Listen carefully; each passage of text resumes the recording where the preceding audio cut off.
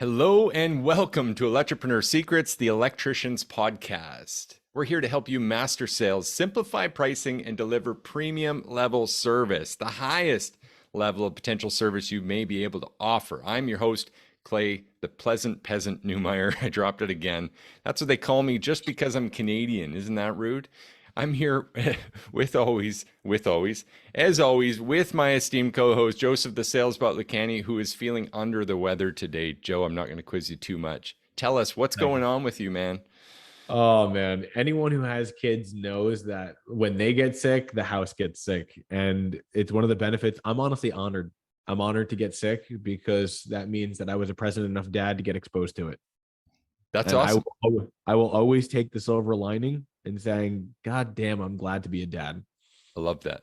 That is a great perspective shift. Turning that challenge into a positive, which actually, if you guys were with us yesterday, that's what the podcast was a lot about. And today we've got actually some more in-depth lead training, awareness, and some stuff to talk about the buyer's journey. Have you ever heard of the buyer's journey before, Joe? Yeah, I mean, it's the process that they have to go to determine whether they're going to work with you or even pick up the phone. Yeah. And you know what? If I can add another level to it, it's an emotional process. It's Mhm. something that isn't just for you. It's not centered around us being the contractor. It's centered around them and the conflict or desire that they've realized in their life. Now, wouldn't it make sense to explore that just a little bit for Yeah. us to work on lead strategies and how to attract them at different times of that journey? Yeah, because if we can understand their emotions, we can understand everything around them. But if we don't understand what they're feeling, how could we possibly know what they're thinking? Right. We've even got, well, we're working Service Loop Electrical. That's our business name, right? It's actually a bit of a double entendre. And I've had people get on calls with us and be like, Clay, I got to be honest with you, man. I'm sorry, but I don't leave service loops. Rare. And I always laugh at that. It's funny, but there's good intent behind this name. Can I take a moment to explain what that is? By all means. All right. Well, service loop, as electricians understand it, is that little bit extra for future serviceability. Would you say that also relates to how we serve people at the highest level? I would completely agree. I mean, we're thinking about not only what they need now, but what are they going to need in the future?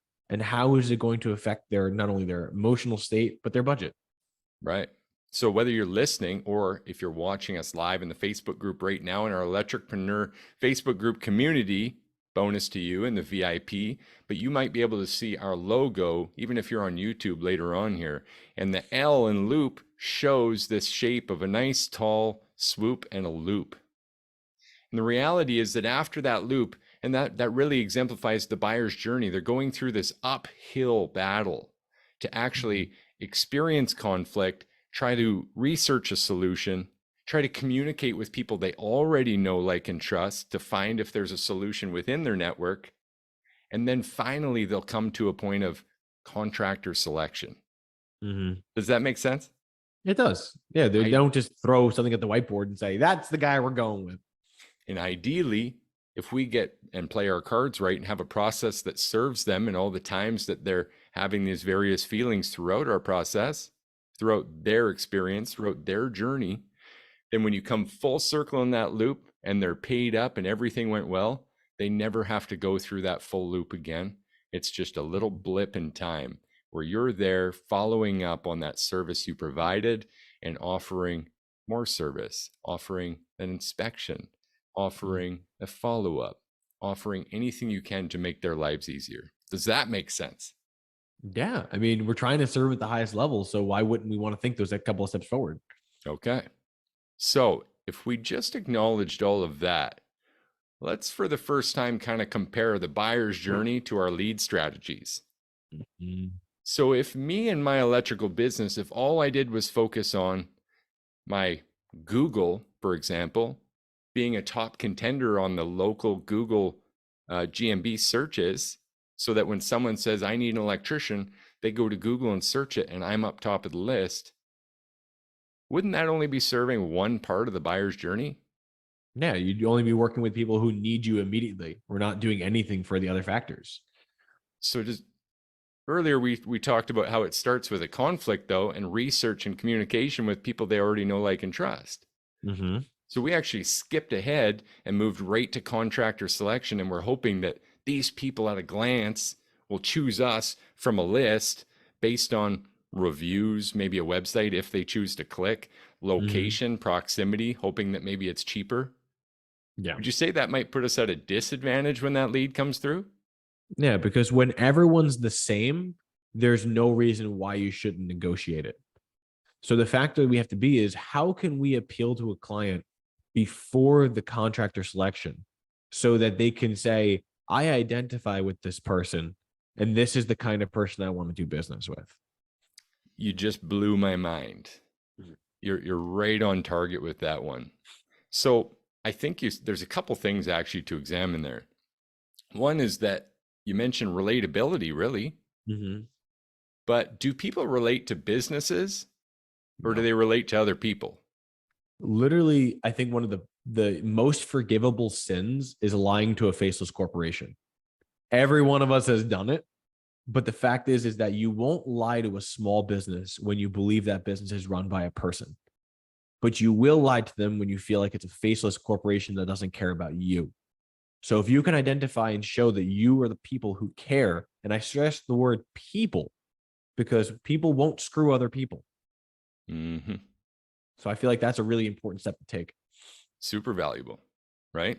So if they can relate, values aligned, that's person to person. Mm-hmm. That's awesome. That's perfect. But how many of us actually have a personality with our business? And by the way, have you noticed, little plug for Dan Antonelli and Kick Charge and all the amazing work they do for people, that 99.9% of the time they're giving people a mascot Mm-hmm. that is in some way, shape, or form a depiction of the very culture, the very owner, the very brand identity that they aim Mm-hmm. to depict? Why? Because when you look at the mascot, sometimes they'll appeal to you in some ways. Be like, oh, I like that character, or I like what that represents. Like, say, sake of argument, you're trying to be a forward-thinking green company, and you yourself had a green Earth as your mascot. You could be like, oh, I'm trying to appeal to that. I want to save the Earth too. I like what they're trying to get about. Yeah, great ideas, great inputs. And there's even a word for it, a term for this. I think we all learned it at some point in an English class. They called it personification, which is where we give personality traits to inanimate objects. You can give personification to a plant, and you Mm-hmm. can give personification to a brand by having that Mm-hmm. mascot, by having the friendly face. And it's not always a human either. I've seen some great work done with a dog on the van and thought Mm-hmm. that's genius. Why? Because dog is man's best friend. How Mm-hmm. could you go wrong with that? You know what? I'm going to take my chances here and say that if you don't love dogs, we might not work well together anyway. Probably not. And in all honesty, if I were ever going to look at a brand, being able to be like, oh, this is a gigantic lazy bulldog on the deck. Yeah, I want to be with that person. It's hilarious, right? Okay. So this takes us a few places, and there's a million tangents to go down today. This is probably more than we can fit in one podcast, but I really want to help you guys with a bit of a shift in mindset. So let's also now look at what website and SEO does. Now we're doing something a little bit different. Expensive, mind you. Mhm. Why is SEO so expensive though? I mean, there's a lot of things that can go into it, but for the most part, you're trying to get people to just click and try to be to the top of the list. The problem is you haven't focused enough on being emotionally relatable. And let's take it a step further. So that search engine optimization is actually even beyond that Google list. It's guessing what they're going to type in to search to do that research that's in the beginning of the buyer's journey. Remember how we said research, communication, then contractor selection? Mm-hmm. So it is earlier in the buyer's journey, but it's expensive to constantly monitor these keyword searches that people are doing and try to be most relevant in those keyword searches by putting that language in your site. Now, inside in a marketing conversation with our lead marketer, Eureka, who's working for us, she was saying currently that Google ranks based on content value. because there's so much AI out there, so many people regurgitating the same blogs, the same information, the same SEO with just a paraphrase. That's what AI Mhm. does for us. It's really great. But by having additional content value, so adding additional context with the problem they might be facing, and adding Mhm. additional context with the solution and the personality you bring to that solution could actually up your SEO game massively. But still, it's kind of guessing at the problems or niching in rather a very specific target like generators, like our class we Mhm. have coming up. If you're a generator specialist over the generalist who mentions generators but doesn't have multiple blogs on how they work with people with generators, could you see the difference there? Exactly. I if when you're talking about a substantial investment like a generator system, no one's going to just put $20,000 into someone. They need to believe that you are the right person, not only just now, but 10 years down the line when it needs service again. We got to make sure that from now to then, I'm going to work with one company and I can trust you. Yeah. So they're not just go with anyone. They have to do a lot of research that goes into it. At this time, I'm actually going to avoid going into any of the middleman lead generation, the Angie's list, or any of that stuff. That doesn't really serve us too much here today, but I want to back out now. We've looked at some of these digital marketing ideas. So, the value of that website and SEO, and the value of GMB, and the different times that that serves the buyer on their journey. One thing we didn't quite touch on, though, we're at the research and we're at the contractor selection. Are we in the communication spot? Remember, buyer's journey, research, communication, contractor selection. How would we get in that communication wedge and already be in their trusted network? Do you have any ideas on that, Joe? I got to admit, I mean, I could probably come up with something, but I'd rather hear your stance on it All because good. it makes sense. All good. I'm happy to do that today. So, how many of us, if you're driving down the road, if you're on here watching us live, you just listen to the podcast, you're at the gym, whatever, feel free to raise your hand. If anyone looks at you, don't worry, just flip the bird. No, I'm joking. Don't flip the bird. How many of us have got work from Facebook in our local networks? Yeah. That's out of that communication pot. One of the distinguishments we've made before, I'm happy to say here again, is that everybody refers. Mhm. Every single person you've ever worked for is going to refer. It's up to you what they're going to say when they do. Is it, Mhm. I wouldn't work with them?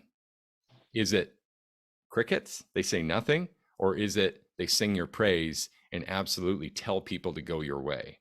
Because everyone communicates in their network before they move to problem solving.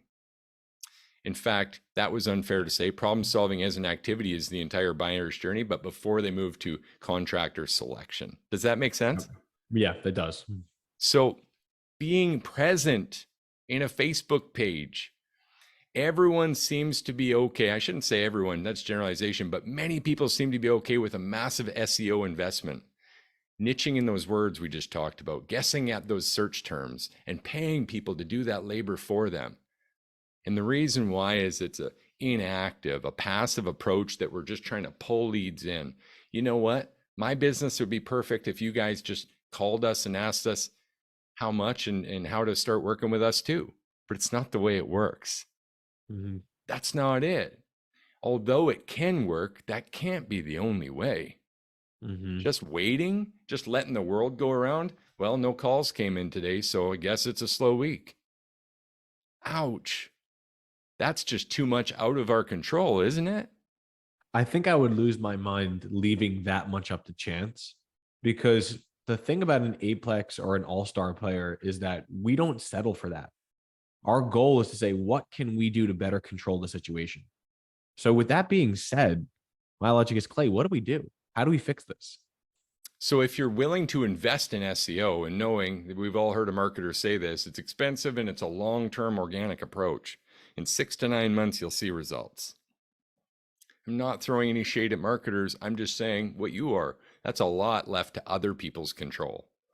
What's in Mhm. my control that bleeds my pockets less? How about committing 10 or 15 minutes a day to going on your local Facebook page and just take this approach? Use your personal account and do two things. Every day, you're going to make a post and ask for what you're aiming to receive in the simplest form. Skip all the marketing lessons. We're not even going there. At the very simplest form, I want you to ask for what you're looking for. Are you looking for new clients? Get specific, speak to a single problem that you want to solve, and ask. In other words, let this page know what you're offering every Mhm. day.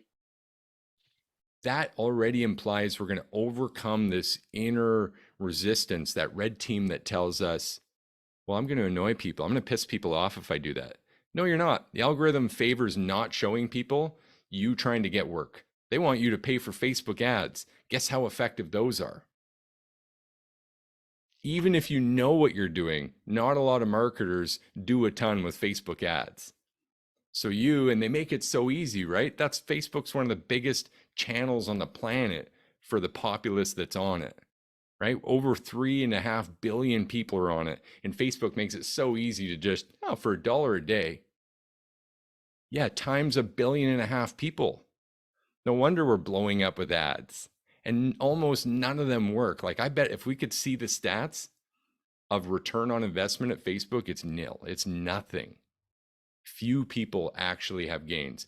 So X that out. Go to your local page, be present as a person so they can relate, say what you do so they connect the two. And then the second piece of this puzzle is actually to join the conversations that are already happening and just help people in any way that you can. If your daughter's on the swim team and you see a conversation about the swim team, then tell them information about the swim team. Someone wants help with the schedule of the swim team? Absolutely help. The garage sale this weekend? Contribute, right? Do anything you can to be a member of that community and then keep posting about what you do for work. And people, brilliant people, will connect the two dots. They'll get to know you, which is a character, just like our content cadence that we use, building relatability, and they'll get to trust you because of all the value you give in every way, shape, and form that you can give it. If you just dedicated 10 to 15 minutes a day to do that, Joe, do you think you'd make some friends in that community? I mean, even for people that struggle making friends, I think you can make it happen, you know?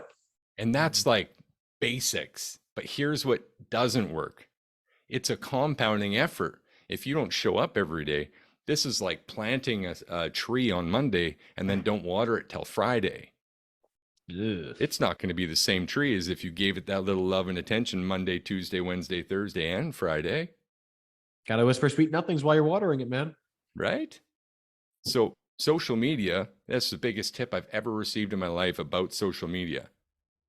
Where we do our business, right here on Facebook, where we conduct 90% of our conversations on Facebook, it's just a channel for conversations. 23 years ago, it was a chat room. You didn't have a profile, you didn't have a picture, you just had a username with some text blocks to describe what you were up to, what you're looking for. It's still the same. It's just upped the ante. We have more information, which actually is better to relate to people. Does that make sense? It really does. I guess the moral of this lesson is using technology to be more relatable rather than just be more available. Huge. Yeah. And someone once taught me, one of my mentors said, I use social media, I don't let it use me. Big difference. If you're already spending 20, 30 minutes a day scrolling, what did we say? It's like miles Yeah. statistically that the average person scrolls in a week. That's crazy. What if that was focus time to actually communicate, to connect with people and You'd be just contribute, unstoppable. right? That's the law of reciprocity. You give to that community, the community will give back. All of a sudden, someone has an electrical need. Everyone's thinking, oh, no, Ben's been on here every day of the week. Great guy, really nice guy. He's been helping out. He's an electrician. Maybe he can help you. Oh, wow, calls start coming in. Everyone else still can't figure it out. All the other electricians are going, why does the Ben guy get all the referrals? Because you're in there, not pushing, you're pulling. You're just confidently stating what you do, and then you're helping people, keeping busy with that. Does that make sense? It's like the difference between it almost sounds like magnetism, right? We're not pushing away. We're not saying like, hey, do you want my service? Do you want my service? Do you want my service? You're like, hey, the water's nice. Come on in. I don't bite. Absolutely. I love that you said that. magnetic marketing. Hmm. Huge, huge, huge. And guess what? Everything we just spoke about, or rather, I monologued for the most part. Apologies for the rant today. I'm pretty passionate about this stuff. All of that, though, only fit in the first bucket of marketing. And I call them the three buckets of needs, desires, problems, or NDP. And Hmm. that first bucket is still waiting for people to reach out to you and tell you what their problem is. Isn't that just too easy? I gotta admit, it's also one of the things, if I can talk you up for a moment, I love the way your brain works because I can tell that it's all just clicking into place. And for the rest of us that don't have that innate knowledge of marketing, I feel like this is a lot of golden nuggets where even I'm going to want to listen to it on replay. I appreciate that for sure. I spend a lot of time understanding from the 30,000 foot view, as you know, one of my Hmm. favorite things to say, constantly zooming out and going, why? Hmm. Why are we here? Why are we stuck here? Why is everyone on this only the one bucket? And there Hmm. are people that do more. We just don't see it. We don't understand it. And those people tend to be the bigger companies that are already successful because they've got money to make mistakes with. Hmm. But here's the other two buckets. Okay. The first was we're waiting for people to tell us their NDP. Bucket two, we're going to make offers to solve their NDP. It's kind of that SEO game we talked about, but a little more direct. This is actually advertising. Or if you already have a list of people and their NDP, then it's quite strategic. That's why we should all be collecting this. We should all be using a CRM. If you don't have a Hmm. Jobber, a House Call Pro, a Service Titan, if you're a little bit bigger, a Service Fusion, I personally don't discriminate. I'm waiting for sponsorship. Any of you can reach out and help me out with that. I'm happy to do it. But all of those are going to help track and communicate with your clients. And one of the things you should be tracking is that list of NDP on each and every one so that we can retarget and re-offer. Now, if you don't have to listen to what we say, watch what we do. And Hmm. every single week, you're going to see a content cadence go by on our personal pages. And it's Yep. constantly to relate with people, to share business challenges, which are also relatable, to share business authority, so teaching moments, and every midweek there's an action post.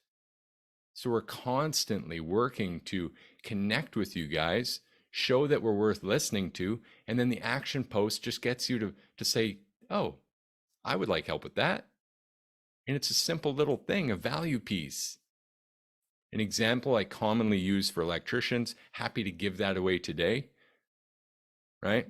Top three mistakes homeowners make when getting a hot tub.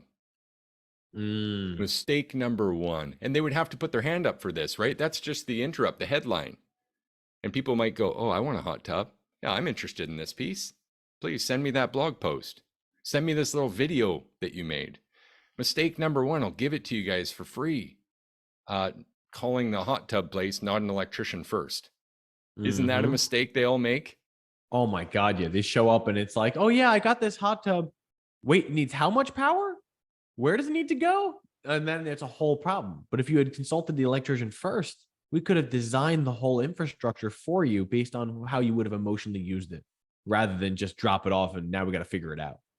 Massive. I'm giving it all away here, Joe. You can literally go down my page and follow the content cadence, watch what we do, then emulate it for your clients and their needs, desires, problems. So we covered number one, they're going to phone and tell us their problems or message us. Number two was we're going to learn to make offers to identify people that have those needs, desires, problems, and we're going to make actual sales offers to those people to try to help Mhm. them solve it after. Number three, here's where it gets really crazy. We find if your process does not honor inspecting, identifying, and finding more NDP, more needs, desires, problems with every customer you work with, if it doesn't help you extract a review, get a repeat transaction, and even a referral, if you're not asking for those things on every single opportunity, then you're missing this third bucket. Not to mention a first class membership that would lock in a year of them working with us, a deeper inspection of their electrical system, right? To look for any quality, safety, or other quality of life growth concerns. Mhm. Now, can you see how the company that has all three of those buckets working for them is far, far, far ahead of the one waiting for calls to come in? I just got a visual example of this that just came to my mind. Do you mind if I go into it? Please do.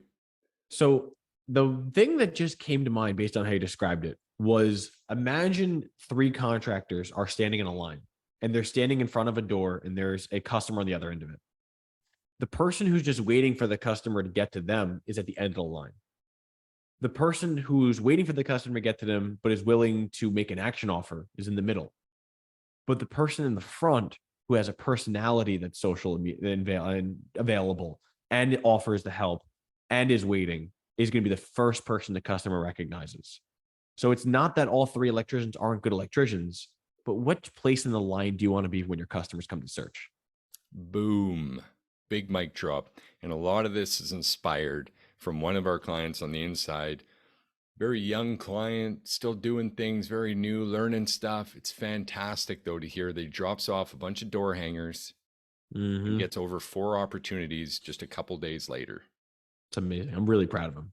And I got to tie in the story that you have, if that's okay, Sure, go ahead. because seeing the fruit on this one and what's really possible with that second bucket when you make an identified, a targeted offer in a community. In this case, it was generators. Can I let you speak to that to close Sure. this out here? Yeah, I'd be happy to. So I've always believed in door hangers, not because of any other research, but just because I've done them and it's worked. What we did was, when we were first started off, we were broke as a joke. We had time, we didn't have money. So we invested in door hangers and said, we're going to, after every call, we're just going to run them. We're going to put them on doors. We're going to knock on doors. We're going to introduce ourselves. One customer, he was actually really grateful. All we were offering was just generator services, maintenances, annual services, things like that. And he's like, oh, that actually works out. We actually bought a generator last year, but the guy doesn't maintain them. He just installs them. Do you service them? I literally just like, yeah, that's what I'm here for. And he signed up and he literally paid for a service agreement right then and there. And we were high fiving and loving it. We're like, yeah, this is great. We got our first one from the door hanger. But he called us again and he called us again. And he just kept calling us for unrelated things, in addition to always maintaining it every year for years and years and years. Eventually, though, his generator did fail. It was an older system. It really wasn't installed very well. We maintained it great, but it was a really small, unnecessary generator for what he was trying to do with it. Turns out when the generator died, he gave us the opportunity to present solutions. I gave him 6 different choices, from the finest that money could buy to the most bare bones we can do. And when we finally added up all his value, he was well over $30,000 in value that he's provided over his lifetime to us. And it all came from one little door hanger. How many of you guys have opportunities like that you're passing away? Love that. Absolutely love that story. So if that's not inspiration, what is, guys? We're getting a bit long here, so we're going to jump right into some action items for you. The very basic one, because there's so many people that reach out right now and saying like Google trends are down. We can just tell. My marketers are telling me no one's searching electrician right now. They're not seeing the Mm-hmm. list that I'm ranked on. What are you doing actively to get known by more people, be the only referred electrician in your area, etc. And one of the best things you can do with the most minimal effort is join conversations that are already happening and contribute in that community on Facebook. I know Mm-hmm. I'm a big advocate because it's like I said, 90% of what we do is all off Facebook. And you'd be surprised what shakes out of even 100 people. So I don't Mm-hmm. care what size that community is, put yourself out there as an authority and then put yourself out there as a character and relate to people and join their conversations. Action 1. All-star action. I don't have anything I prepped got yet. one. All right. I got one. So we've already established that you want to be enmeshed in your community. And I'd like to speak from personal experience of something I found was very, very helpful. So as the years have gone on, I've been more and more open with being on the spectrum. And I just say, this is who I am. And I own it. I'm like, this is what it is. When I was running my business, it was to the point where I wanted to say, we are a neurodivergent owned company. And what we did though was we would also participate in fun runs. Now, the reason why this is valuable is if you stand for a particular thing, that's great. Now people of that community can say, ah, one of us, let's go to this. But also showing that you want to be an active member and that you're going to be present in the community is more important than just being a part of it. So, what we do, or what I recommend doing, because what I did was go in uniform and actually either put on volunteer events or participate in volunteer events and make sure you have pictures taken of you while you're doing it. So you can actually see autism walks we did in uniform and 5Ks that we did in uniform. But any other person that was in that event or in there or anywhere around it would have been like, oh, this is the company that we should work with. They understand us. They are like us. And when you're that kind of person, it becomes very easy to choose from someone who's like me or someone who's just trying to sell to me. You know what? I love that you brought that up, and the finish on that was so good. I just want to cleanse the palate here of this.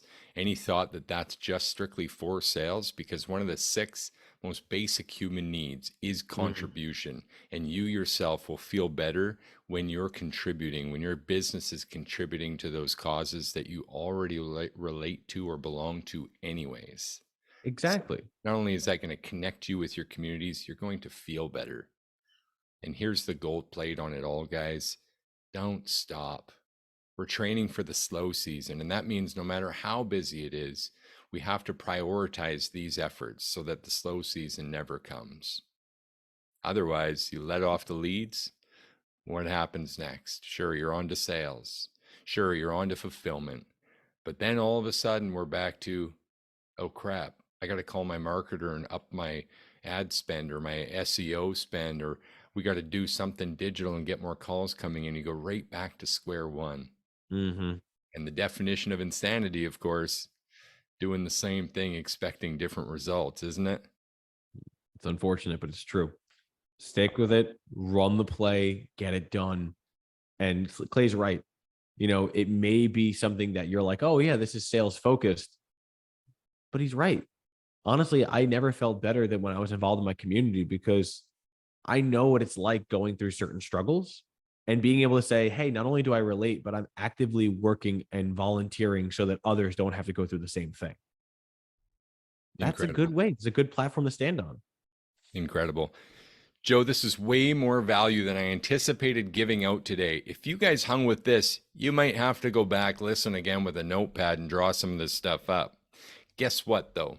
That superpower of NDP we talked about and the buyer's journey, those are already value pieces that we offer. So if you're on this post on Facebook, all you got to do is type in NDP or service loop, and I'll send you those value pieces so you actually have a copy of it to help drive your efforts forth.